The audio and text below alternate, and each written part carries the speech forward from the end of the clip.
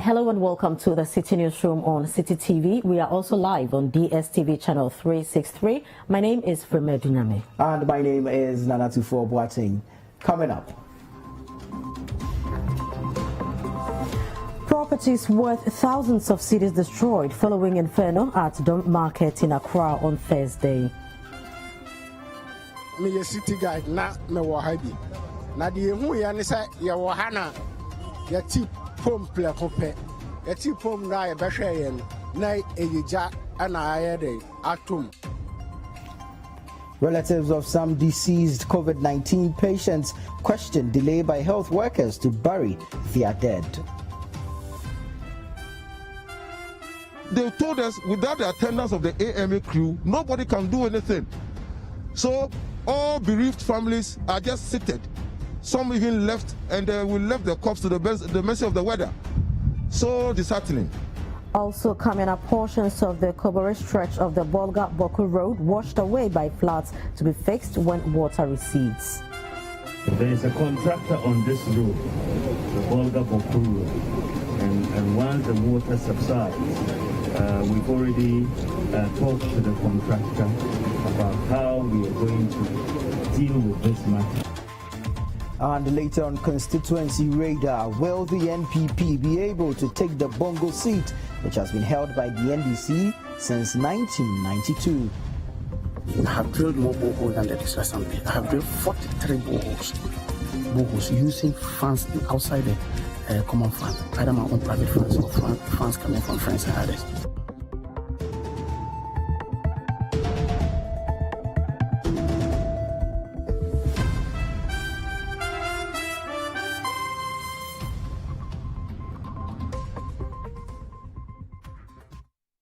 Now in our first story, families of some deceased COVID-19 patients were left stranded at the Adunyame cemetery for about 4 hours in their quest to bury their loved ones. Well, this, according to them, was as a result of the unpaid relief packages promised by President Tuffour for frontline health workers. Now, speaking off camera to Citi News, some members of the COVID-19 burial team said they are yet to receive any of the incentives owed them. Now, a relative of a deceased buried today at Adunyame cemetery, Francis Kwashi, says his family had to struggle to give their departed one a befitting burial. There is more in the following report. The COVID-19 burial team for some time now has been burying persons who succumbed to COVID-19 at the Adunyame cemetery. The process is done every Thursday by a special burial team to allow deceased families pay last respect to their departed loved ones. However, Thursday's process was delayed by about 4 hours. According to some families, the scheduled time for the burial was 8 a.m. but delayed till 11 a.m. They allot a time to you, and you have to strictly follow it. Lo and behold, today was our day. We came, and after going through the necessary things at the morgue, there was nobody here to attend to our corpse, our deceased. It was so much frustrating, very, very, very frustrating. And it has to take myself and 2 of the family members to go to the AMA office. When we went there, the team was there. But the complaint is that they are not being motivated. They refuse to work today. So we have to beg them. We have to beg them to come, and because our cops were there. I mean, without them, where would we take the cops? Meanwhile, some members of the burial team who couldn't hide their concern called on government to immediately provide them their relief package owed them. With the risk involved in this kind of job they do, some of them were particularly concerned about the insurance package announced by President Tuffour. They also claim that they are yet to receive the 50% increment on their salaries and government's tax exemption package. Always, they will leave the environmental health officers behind. They have paid doctors and nurses in this COVID-19 fight. They have paid all the allowances that deserve them. Those that we are doing the burial. Look at us. Nothing. If they don't pay us, then we will not come. 6 months, they've never given us a peso. Even the tax exemption system, we have not even nothing. Look at all this. We have buried. It's not COVID. Look at this land. This we are. Look at the struggling we are going through. Huh? Look at the sun. Feel the sun. Look at how many of us today. We are more than 20, but they are refused to come. Look at our number. And they are right. It's true. They are staying far, far, far away. Far away. The news team then visited the director of Metro Public Health Department at the Accra Metropolitan Assembly, Florence Kuchi, who had this to say about the situation. Talking about packages, I don't think that was one of the main reasons why burial delayed today. Because for the best of my knowledge, we are working on it and it is almost at the verge of succeeding. So it was not one of the reasons why burial delayed today. So that is why I'm saying with the health workers packages, we are still working on it. And you know, things don't just turn up in a day. It takes series of processes before they come out. It's just like being a newly employed staff. Your salary delays a bit before it comes. And if it delays, that doesn't mean that you should stop work. You need to work while waiting for the salary to come. So we are working. We know they are also working on it day in, day out. So we don't have a problem to that effect. In all, 7 persons were buried, with 3 from the Ga East Municipal Hospital, 3 from the Rich Hospital, and 1 from the 37 Military Hospital. Reporting for Citi News, my name is Kweku Ediama Ansa. Some parts of the joint market in Accra have been destroyed after fire gutted about 20 shops this dawn. Now, shops and other structures were consumed by the fire, which is believed to have started at about 1 a.m. this morning. Personnel from the Ghana National Fire Service have been able to douse the inferno, but properties worth thousands of Ghana cedis have been destroyed. Citi News' and Shelley Ziwu visited the scene and came through with this report. A bookshop, a cosmetic shop, a pastries business, a mobile money container, amongst others, were consumed by the fire at 1 a.m. this dawn. A city guard who witnessed the incident narrates how passers-by helped the firefighters to quench the fire. Me a city guard na me wo habi. Na de hu ya ne say ye wo ha na ye ti pom pleko pe. Ye ti pom na ye behwe ye no na eyija ana aye de atom. Nti ye fra police patrol team. Your fro no de best 30 minutes wo ba ha na fire service for na your fro mo almost 3 hours ansa no mo bedru ha wo mo ba ya so mo ka kire. Head of Public Relations of the Ghana National Fire Service, Ellis Robinson Oko, who said investigations into the cause of the fire had begun, dispelled claims that they arrived at the scene late. So we were able to bring the fire under control by 3 minutes to 8 o'clock, and there was no casualty. If you don't call 112, you can't get to us. They try to even fight the fire when it gets out of hand before they call us. And some are ignorant about even the number. So they'll call police before police will call us. So that is the challenge that we have. I would like to advise market women, especially those who use fire as a means of sustenance. They should put off the fire before they go home. There is also illegal connections in a lot of the markets. And I'm using your medium to ask electricity company to go around this market and then deal with the illegal connections.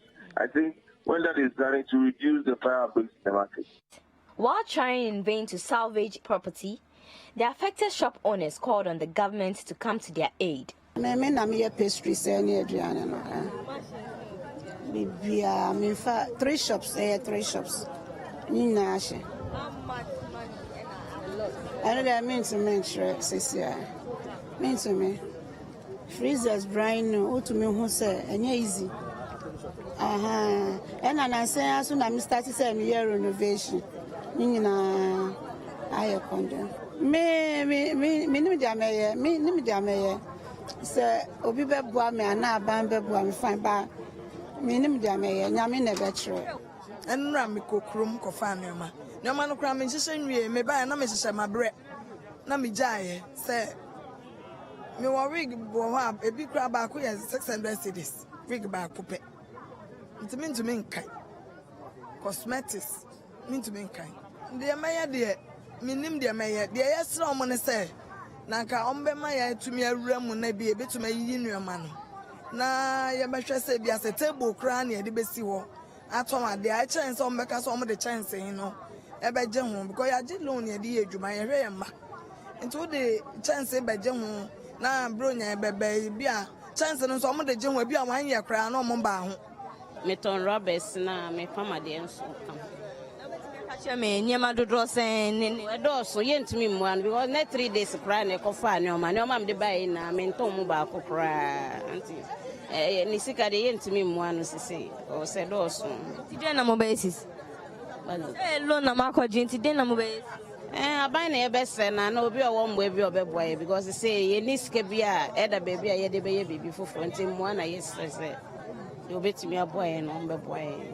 cause of the fire is still unknown, the MCE for the Ga East Municipality, Janet Tulasi Mensah, assured traders that a lasting solution will be found to the reoccurrence of these fires. Very soon, we'll be able to address the frequent fire that engulfs the market. People's wares are being destroyed, their capital destroy, and so we will make sure that we protect the women and their interests. We have our officers here. The electricity people will also come in to check on the electricity connections in the market, and then we continue with educating the women not to, connect illegally. Vice President Dr. Mahamudu Bawumia has assured that portions of the Kobore stretch of the Bolga-Boku Road that have been washed away by floods will be fixed when the water recedes. The floods have made it impossible for travelers to go either to Boku or Bolga. Now, Dr. Bawumia visited the area to assess the level of damage as part of his tour of the Upper East region and said government would immediately provide relief items to the affected persons.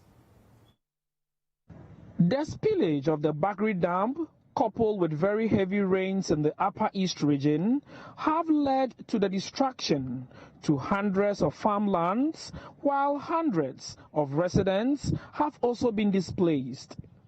The worst hit area is the Boku West district, where the flood waters have washed away the Kubori stretch of the Bolga-Boku Road, cutting off the people of Zebila and Boku.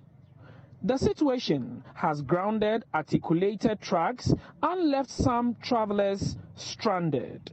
Speaking to Citi News after an assessment of the damage done by the floods by the Vice President, Dr. Mahamudu Bawumia, some stranded drivers appealed to government to urgently rehabilitate the road. They argued that the alternative route from Nalirigo to Boku was equally unsafe for plough. Yaba have 5 days no. Yaba no kwane da atwa nso ba twa kwane. Yesu ye da hasa yenim de omoye wo ha. Nti duane bi ni ha ntuntum nso anadwo asum bibia ye ndi wo ha na da no. Nti ye pese government behwe no mfa dade ntubri nso na ntwom na omoye de ompese omoye da yetmin da hasa se anima ye for no transit.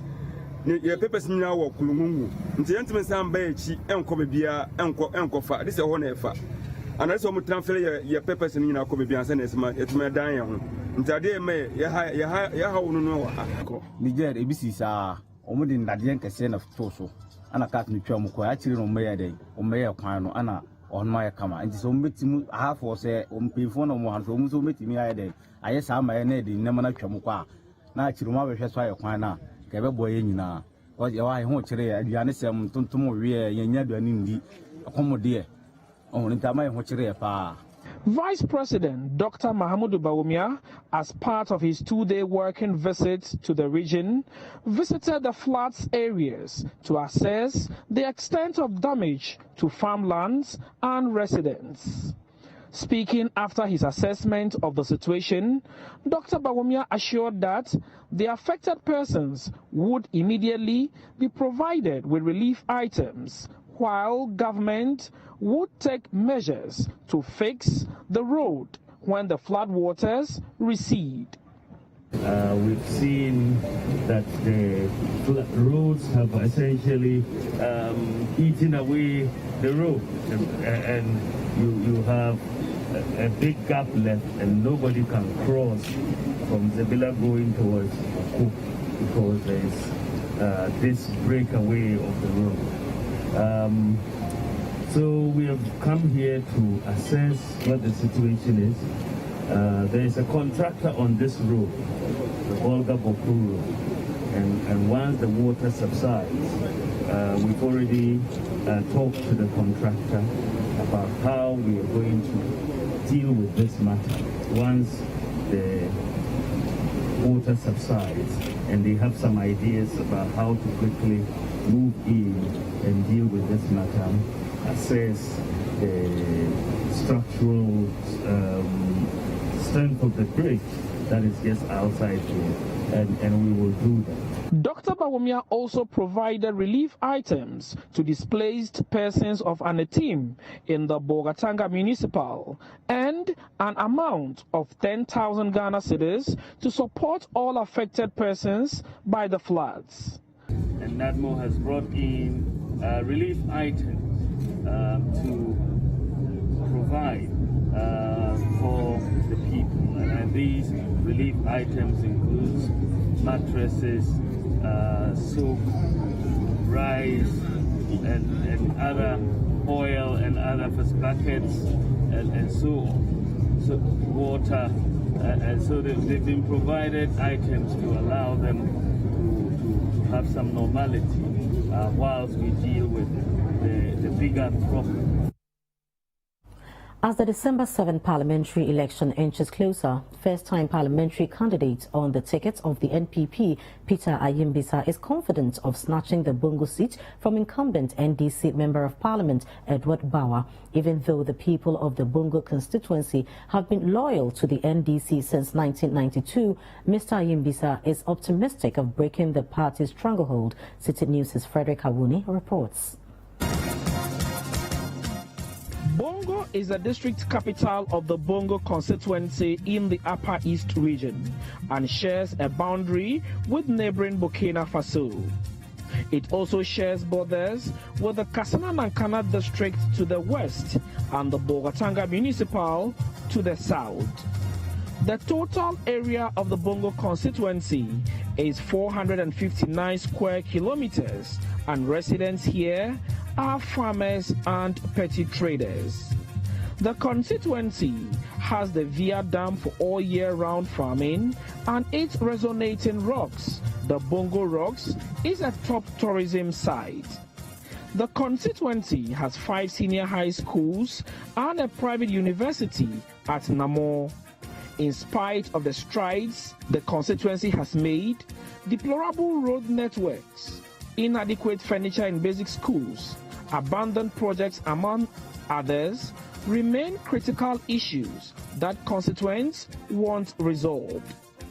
The Bongo constituency has since 1992 been a safe seat for the National Democratic Congress, with Albert Abongo serving 6 terms consecutively as MP until 2016, when he decided not to contest. Edward Abanbiri Bawa stood on the ticket of the NDC in the 2016 parliamentary election and won by 18,422 votes against the NPP parliamentary candidate Gabriel Nso Agana, who polled 6,800 votes. With the elections looming, both candidates have intensified their campaigns with their posters dotted around the constituency. Some constituents are clear in their mind their best bet among the 2 candidates. Ayimbisa occupied a position. He managed the affairs of the district. He takes our common fund and everything. We don't even know what he's using the common fund for. And when you look at what Edward Bawa went to Parliament and did, when you talk about water issue, he's able to raise about 43 boreholes in the district, which have never even been done. And when you talk of even the district itself, how many boreholes have they constructed? They started taking our common internal generated revenue. What do they use it for? They talk of, when you talk of the one village, one dam, he's supposed to be the foreman of Bongo district. What has he done? He's not supervising the work. They they end up giving us what? Drag house. The roads, for example, it's very, very commendable. For so many years since Andrews Awini's time, when Tuffour came along and they did the Bongo road from Yoruba up to this place, it is now that the bridge of Balungo, which was a very, very big problem to us, where Edward Bauer is coming from. It is now in this era, the MPP government's era, that the bridge has been constructed, the road has been done, leading through to Balungo, to Namoy, and into the border town of Burkina Faso. The projects they have put out here is one village, one dam, which has nothing. We cannot see the dam anywhere. These are just, they are only dug out in Bongo here. These are no dams. They attempt putting up a bridging addition, a Balungo bridge, which has been started, planned work of NDC. But as at now, with the heavy rain these days, there are rumors that the bridge is getting collapsing. So they are starting works. The proverb in the local palace, that is Rafara, Bangla Avalgazu. So it's the dog back because of this place for me. And for years, when it comes to voting, we do come out to vote for the NDC simply because we believe that they'll bring us back to the government. But we vote for them over years. We vote for them over years. And what do we get back to return? What we get back in return is non-performance and incompetence. I look at Peter Ayembesa for the past 3.5 years when he was being appointed as the GC. You can see a lot of things that this man has done. You go to health, you go to education, and you go to the all sectors. For instance, during the 8 years of NDC, they built only 4 chips compounds in Bongo here. As we are speaking, through the lobbying skills of Peter Ayembesa, just the 3.5 years, we have been able to get 4 chips compounds. Which means what NDC has done in 8 years, the MPP government is using 3.5 years to do. We have in Bongo, we have one in Namoy, we have one in Nayor, and we have one in Via. Even constructed, they awarded one in Wawa, which is in Zoko. So this is what we are saying. We are looking for somebody who can at least salvage the people of Bongo from that bondage. For the NPP parliamentary candidate, Peter Ayembesa, the constituency has witnessed unprecedented development under his leadership as the DCE, and constituents can't wait for him to rescue them from the incumbent MP, Edward Bauer. Looking at the women, what have they been doing? We are interweaving. That is our basic economic activity. How do we empower them? How do we resource them? How do we provide the material they require, the straw, so they will be able to get involved in these things? And day by day, each week, each month, I keep providing them with all these resources. And I know the women are waiting for me. They are too anxious. They can't wait any longer. They can't wait to defer Ayembesa going to Parliament by even 1 month. They cannot defer my elections. That's why I stand for them. I stand for the farmers. Just this farming season, I bought 500 bags of fertilizer and distributed to farmers across the district, devoid of whether you are NDC, MPP, PPP, or where. What I see in you is, first of all, you're a human being. Secondly, you're a Bongo person. And thirdly, you're a farmer. And that's what I am into. And I believe that come December 7th, the Bongo people will speak. They are going to speak and speak loud. They are going to repose that confidence that I've always done in me. And I know, my people, what they want. The Bongo Lorry Park that we have just constructed, it's used to be there. It was first constructed in 1960-something. My friend MP came. He did nothing about it. Virtually nothing. There's nothing to show that since he's been to Parliament for the past 3.5 years, he has brought this. He's claiming he has drilled 43 boreholes. Is that enough? That is not enough. His colleagues, MPs, are sitting somewhere. They are constructing schools. They are constructing chips compounds. They are providing employment to the teeming unemployed youth. He has not done any of those ones. But Edward Bauer, the NDC incumbent member of parliament, is certain of beating his contender by 5,000 votes. He says he has a better track record that constituents already are benefiting from, and will repose their confidence in him to continue his good works. as we speak today. I have drilled more boreholes than the district assembly. I have drilled 43 boreholes using funds outside the common fund, either my own private funds or funds coming from friends and others. While the DCA, the assembly, is superintended over by the assembly, drilling just 10 boreholes. The rest of the boreholes were drilled by NGOs. For example, Water Aid had drilled 21, UNDP had drilled 15, UNICEF had drilled 15. So if you look at the comparison, this is one of the areas you look at. If you look at our current road that is there, as you call it, the Bongo Road, it's a road that had been a headache, and under the NDC contracts were signed to be able to do that. I advocated very strongly for this thing for the road to be done. And indeed, in 2017, the Minister for Roads and Highways indicated that he was going to make sure that it is part of the 2018 budget. And luckily enough, we put it there. And as we speak now, the project is going on. When it comes to education, I have been able to support 7 science students who are doing engineering in KNUST, where they don't pay school fees. Their stipends on monthly basis given to them. We know that in the next 3 years, 2 years, depending on the year, we will have fresh engineering. Just oppose that to what the MPP and for that matter the DCA has done, where even the assessment of our district, we have had the worst performance since 1992 in terms of assessment. Reporting for Citi News, I'm Frederick Awuni, Bongo. Now, President Tuffour is asking chiefs and traditional leaders in the country to consider discarding old traditional practices that seek to abuse the fundamental rights of citizens in the country. Now, Tuffour says traditional practices such as widowhood rights and others need to be scrapped. The president was speaking at a meeting with the Blue East Regional House of Chiefs as part of his tour of the region. One need only take a look at our traditional rules and practices, many of which transcend regional and traditional areas.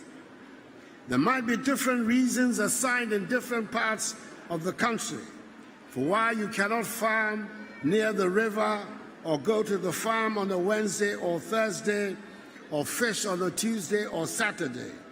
But there are rational and scientific reasons behind these traditional rules. By the same token, we should not be afraid of discarding those rules and practices that do not fit in with modern current realities and norms. I refer especially to the practices that seek to discriminate against women and children. It is difficult, again, to find a justification for some of the widowhood rights that persist today among many of our peoples. I ask you to be in the forefront of fighting to discard these outmoded practices, which should have no place in the Ghana of the 21st century. I'm aware that the Constitution of the Republic forbids you to engage in partisan political activity, but your involvement in the public life of our country derives naturally from your position as traditional rulers. You're still watching the Citi Newsroom on Citi TV. Still to come, some environment-oriented civil society organizations expressed disappointment at the 2 major political parties' manifesto silence on the protection of the environment, especially wetlands. Details of that story and several others coming after this break.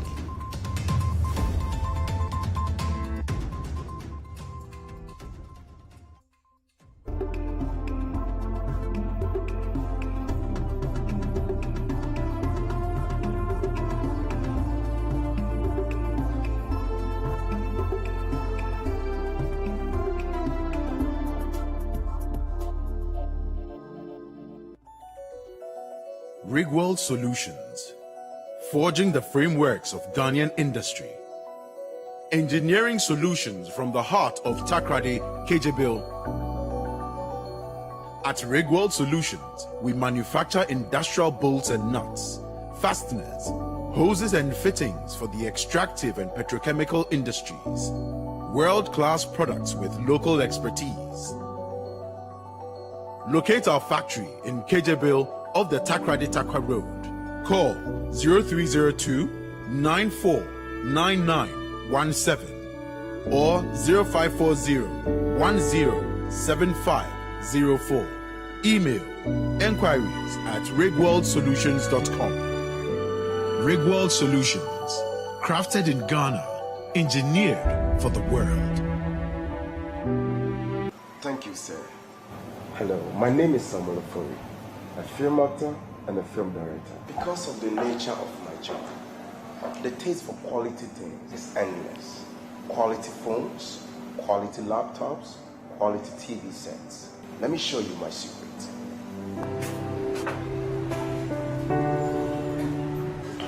Here is Franco Trading Enterprise. My secret for quality laptops, quality phones, quality TV sets, accessories, come on. External hard drive, pen drive, name it. For bulk purchase and retails, come to Franco Trading Enterprise. They will reduce the price for you. Franco Trading Enterprise. Home quality.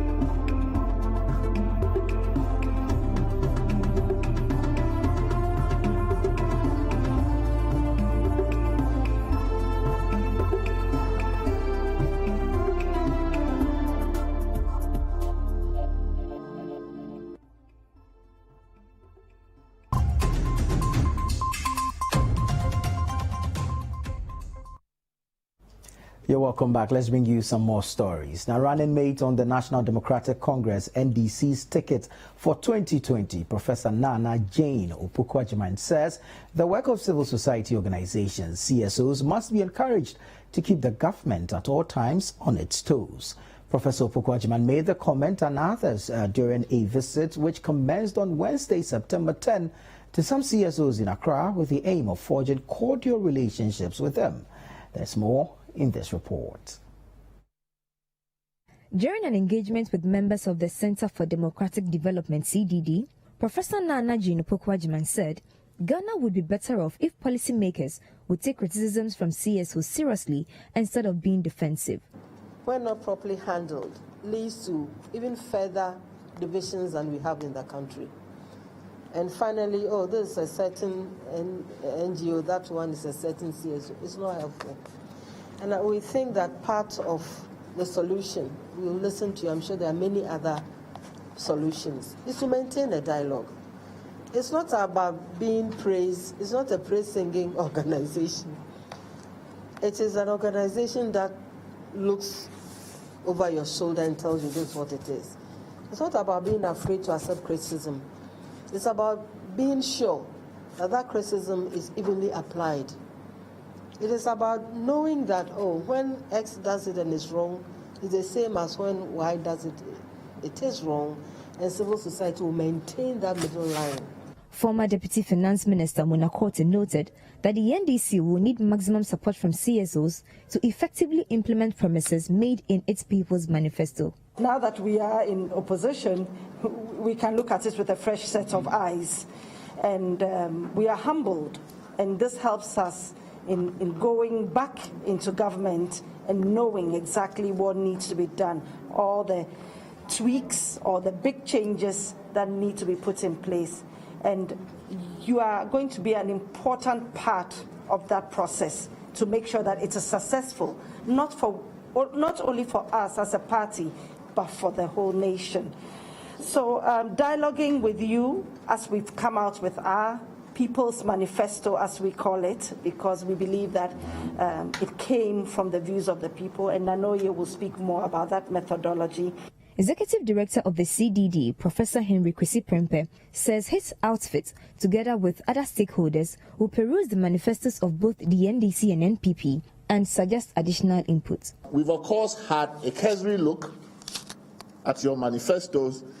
We, as part of this project, the second phase of this project is assessing the manifestos that the leading parties have put out. We have had the opportunity to look through, a quick look through the manifestos.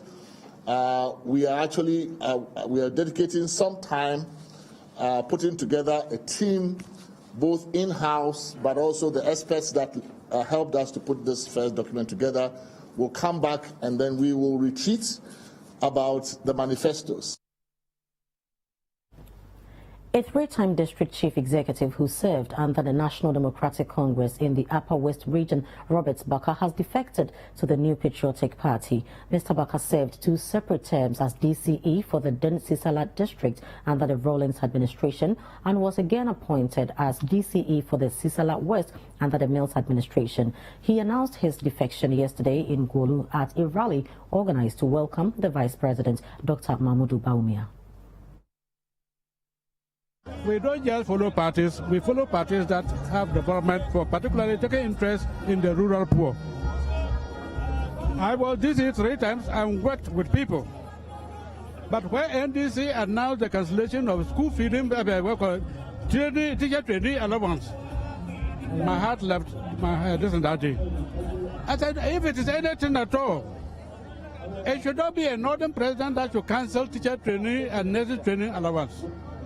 His Excellency President Akufo-Addo said in his policies, 1 village, 1 dam. 2, planting for food and jobs. 3, 1 district, 1 factory. And what I want to say is that all my NDC friends I worked with, who know what I stood for when I was DC, I am beckoning you, I'm inviting you, let's join LTV this year and make sure that we retain the seat for MPP in Sisala West. Some environment-oriented civil society organizations, including Friends of the Nation, have expressed disappointment at the 2 major political parties' manifesto silence on the protection of the environment, especially wetlands. A project officer of the Friends of the Nation, Eric Mauko, commenting on the manifestos of both the NDC and NPP, said they do not address the current state of devastation of the country's wetlands for residential and industrial development. Citi News' Akwesi Ejianim has more. These manifestos are the framework with which political parties seek mandates to govern a country.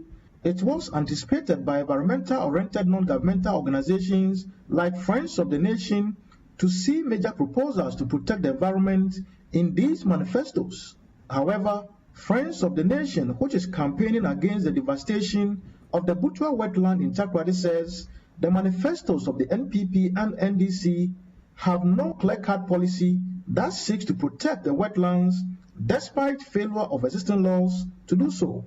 And so we as civil society organization, we are mounting this campaign to bring to attention to the major political parties that they should be mindful of the environment. And we want to see issues of the environment, particularly protection of wetlands, in the manifestos. Currently, it is missing in all the manifestos. And Friends of the Nation, we are calling on them that they should include issues of the environment in their manifestos.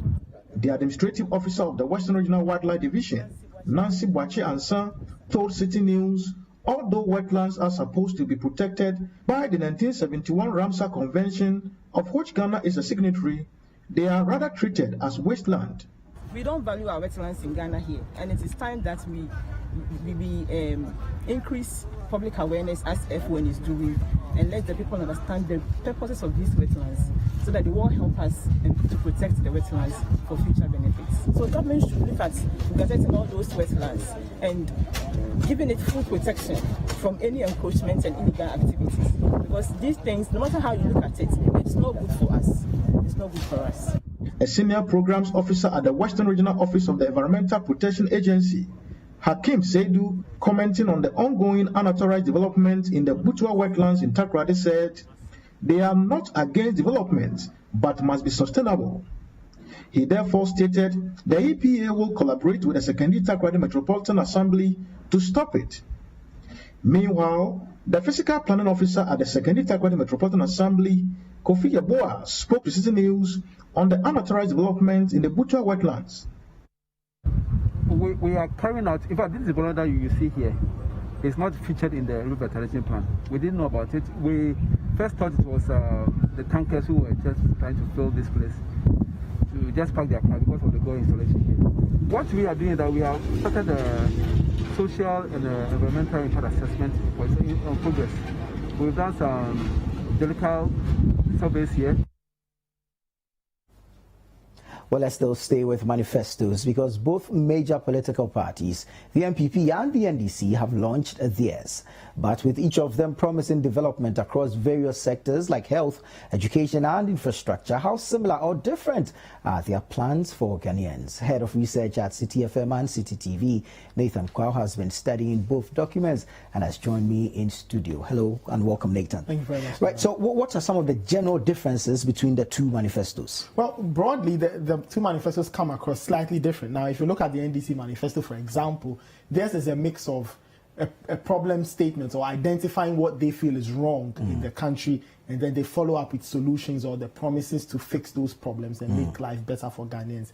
The NPP manifesto, on the other hand, is in two broad parts. One part is like a scorecard or a summary of what they've done so far. Right. They list their achievements, they list the things, and they compare the achievements to their own promises from the 2016 manifesto, and they tell you how much of those promises they have managed to fulfill. Some full, some in part, others are ongoing. And then they do a second part of that document where they outline what they will do between the year 2021 and 2025 when government will change or may change, I don't know. But those are the broad differences in terms of the general documents and how they've been put together if you look at them at that level.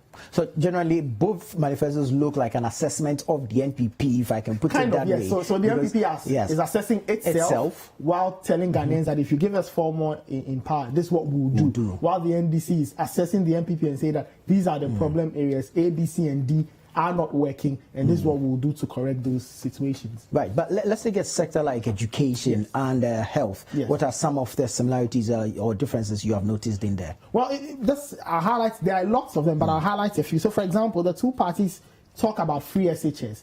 Now, the NPP says it will consolidate free SHS, while the NDC talks about improving free SHS and TVET and all of that. So there's a general understanding that free SHS is here, and everybody wants to either improve or consolidate. The other thing the two parties seem to agree on, or at least say almost the same thing, is that they want to remove guarantors in tertiary students' processes of getting loans. Everybody has a slight difference, but the general idea is that they will remove the guarantor from the process, and now the person taking the loan should have a national ID for easy tracking and all that. This is where the difference is coming. Now, the NDC is promising to improve standards and bridging the gap between public schools and private basic schools. So they see that there's a gap. They want to improve things and bridge that gap. Now, the NPP is very specific in terms of what they want to do. Now, they said they want to implement a $219 million project, and they have identified 10,000 underperforming basic schools all across the country. Now, that amount of money will go to support those selected schools, 10,000 of them, so their grades come up to standard, so they can also be part of the general trend of or general number of schools, basic schools that do. So their policy in terms of improving basic school education is a bit more focused, a bit more targeted. They've identified 10,000 schools, and they want to help those 10,000 schools come up, improve their level, improve their standing in the educational space. Trainee allowances have always been big in the discourse when it comes to campaign promises and manifestos. They stand out this time around. Yes, they are mentioned. Both parties seem to mention that the NPP says in 2016 we promised paying. Yes, we have paid trainee allowances. They want to continue. The NDC is promising that when they come around, trainees will be better off. They are even saying that even for all tertiary students for the next academic year, for example, they will absorb 50% of their fees. Now, you are not too sure if that covers trainees and all of that who are at that level, but in terms of tertiary or similar things, that's what the NDC is saying. In addition, the NDC is promising to train more health workers, produce more health staff, even set up a college of nursing and midwifery and all that. Now, since I've been talking about health, let me just wrap it up in terms of health infrastructure. Now, the NPP has identified one big thing. They call it Agenda 111. They will build more district hospitals, more regional hospitals, all of that. The NDC has a slightly different idea. They feel that there are a number of abandoned hospital projects, and we've discussed that several times on Citi FM and on Citi TV. They are planning on, should they come back to office, go back to those abandoned health facilities, get them all working, get them all completed, and then they'll move on to see what they can do. For example, and expand facilities like the 37 military hospitals. Thank you very much, Nathan. I mean, these documents are big documents that we would need more time to go into. But for now, let's leave this for our viewers to chew on. Thank you so much. Nathan Kwao is the head of current research here at Citi FM and Citi TV. But let's move on to some other stories. And the governing New Patriotic Party, NPP, says the Tuffour administration has created over 2 million sustainable jobs in the last 3.5 years in office. The party says statistics available indicate more jobs will be created before the year ends. Now, reacting to the NDC manifesto promise of creating 1 million jobs in 4 years, national youth organizer of the party, Henry Nana Boateng, says President Tuffour is already creating jobs for Ghanaian youth. Ladies and gentlemen, the MPP has created over 2 million jobs in the area. And I recall that when NDC they were launching a manifesto, I've seen the theme, they are saying that jobs and prosperity for all. And I laughed. Indeed, we have created 2,055,010. The public sector alone is 778,706. Formal sector, 267,939. Government job creation programs, 1,008,365. In all, we have 2,055,010.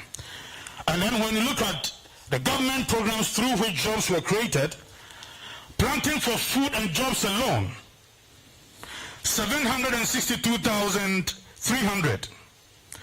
Nation Builder Score, 100,000. National Entrepreneurship and Innovation Plan, 92,000. Youth Employment Agency, 142,000.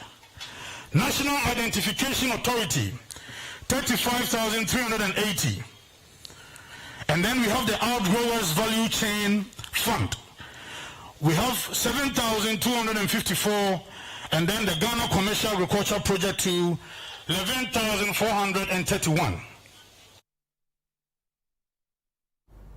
You're still watching the Citi Newsroom on Citi TV. We're pausing for a breather, but when we come back, Member of Parliament for Ningo Pram Sam Nate George demands the scrapping of EI63, which established an emergency communication system amid the COVID-19 pandemic.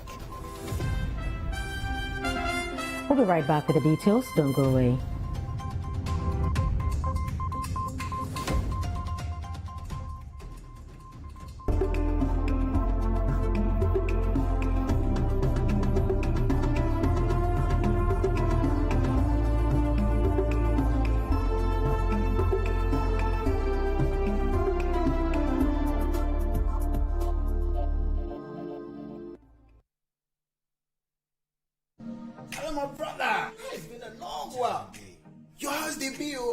The finest materials for this building. I can see that. Oh my brother, you know, just last year you built this house. Oh yeah. When the walls started to peel off like banana due to rising down. My brother, that's been my issue. I've tried so many things, but nothing works. You know what? They even use that black rubber thing only before the concrete casting. You mean that boiler rubber? Oh. My brother, you would have saved yourself the stress if only you used Visqueen DPM from Vertigio Limited. Really? That be what my puppy used for house. And over so many years, the house till they come up. For purchases and inquiries, contact Ventigio Limited at Spinters Road, Accra, or in Kumasi at Oshumasi Kwarasu. Visqueen DPM, no size. That planet. The world is impossible without time.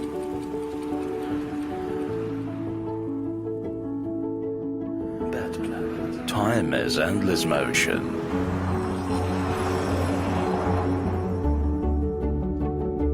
Make time work for you.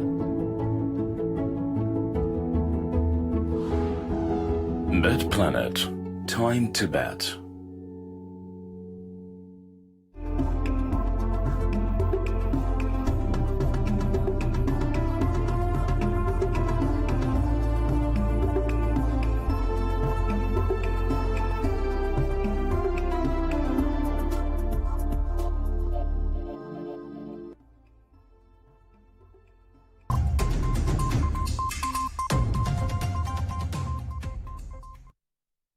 Hello again. The Member of Parliament for Ningo Pram Sam Nati George is demanding the scrapping of EI 63. According to him, the legislation which was set out in March to establish an emergency communication system amid the COVID-19 pandemic has outlived its usefulness. Well, speaking to Citi News after the Public Accounts Committee hearing on Thursday, which had the Data Protection Commission in attendance, Sam George indicated that data of citizens at the disposal of government is harmful. However, Minister for Communications Esla Owusu-Ekufo says the demands are unfounded. There is more in the following reports. Executive Instrument EI 63 was issued by the President in March 2020 to establish an emergency communications system to trace all contacts of persons suspected of or actually affected by a public health emergency. Member of Parliament for Ningo Pram Sam George raised the matter through a public interest question at the Public Accounts Committee hearing when the Data Protection Commission appeared at the sitting. Sam George spoke to Citi News after the hearing. EI 63 opens a new window politically for the government, 85 days to an election, to have unfettered access to the telecom records, mobile financial records of citizens. I mean, you can't by stretch of any imagination justify this. There is no real correlation between our low numbers and whatever successes government claims to have achieved in the fight against COVID with EI 63. Even the COVID tracker app, which is supposed to be, let me say, the fiscal manifestation of the legislation, has actually never been used. Recently, they launched an updated version. An updated version of what? You work with us here in Parliament. Members of Parliament contracted COVID. Staff of parliamentary service contracted COVID. You're here with us in Parliament. Nobody was tracked using an app. No contacts were traced using a COVID-19 app. But the Minister for Communications, Esla Owusu-Ekufo, says the demands are unfounded. If you listen to people like the people you've been talking to, I don't even want to mention their names, we will be lulled into a false sense of security and think that Ghana is over the worst. And maybe they are hoping that we'll go along that line, relax, and then before the election, there's another wave of infections so that they can use it to do their politics. We are determined to protect Ghanaian lives and Ghanaian livelihoods. And we will do whatever it takes to ensure that we can all eventually go about our normal business, knowing that this pandemic is truly behind us. We are not there yet. And we will continue to err on the side of caution and put in place the measures that will secure our collective and individual future. When the Graphic Communications Group appeared before the committee, it was revealed that Parliament had not settled its subscription fees for the supply of newspapers since May 2020. On the raging issue of the alleged payment of 2 million Ghana cedis to dancehall artist Shatta Wale, chairman of the committee, James Aveji, said the officials of the Ghana Exim Bank would be recalled to the committee if indeed it was established that funds were transferred. Perjury. They could be charged for perjury. If really they paid Shatta Wale, and he told the committee yesterday that they have not engaged Shatta Wale and they have not paid any money to Shatta Wale, it will amount to lying under oath, so which is perjury. You understand? So that will be the basis to invite them to come back. And that's how we wrap up. You've been watching the Citi Newsroom on Citi TV. Our website, citinewsroom.com, has more news updates.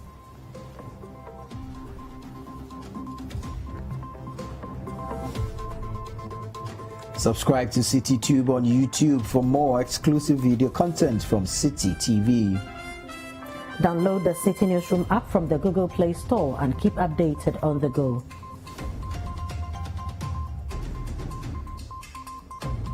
You can also watch Citi TV on DSTV channel 363 and on GoTV channel 182. My name is Frema Adunyame. And mine is Tuffour Boateng. Many thanks for watching.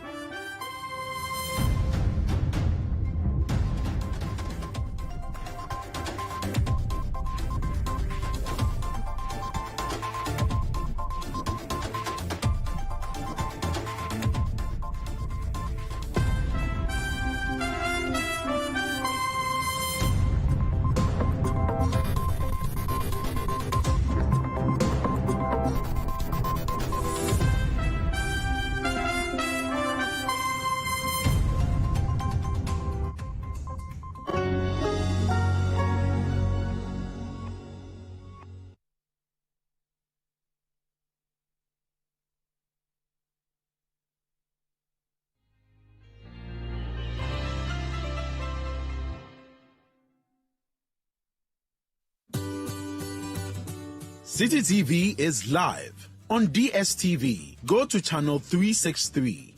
On GoTV, access Citi TV on channel 182. On a digital TV, please press the menu button on the remote control and run a new search on your TV. Take note that without an antenna, you cannot access Citi TV on your television. Citi TV can be accessed on a free-to-air digital box like the GoTV and StarTimes box. Citi TV, it's your world.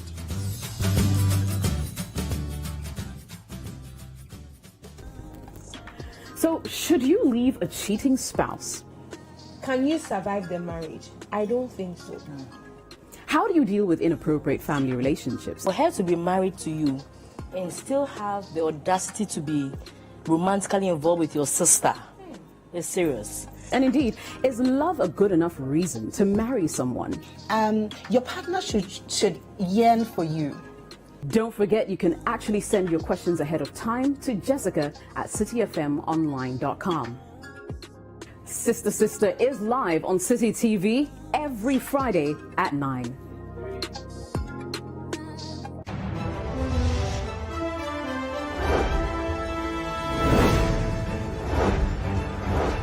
Election 2020, Ghana makes a choice. Tracking and bringing reports of the presidential and parliamentary campaigns across the length and breadth of this nation. Analyzing campaign activities and election data with our panelists on the Voters' Diary. The Voters' Diary is the most factual, instructive, and balanced election 2020 analysis program on television. The Voters' Diary every weekday on Citi TV from 3 p.m. to 4 p.m. Stay informed on all the relevant issues on election 2020. Tune into the Voters' Diary, it's Ghana's choice.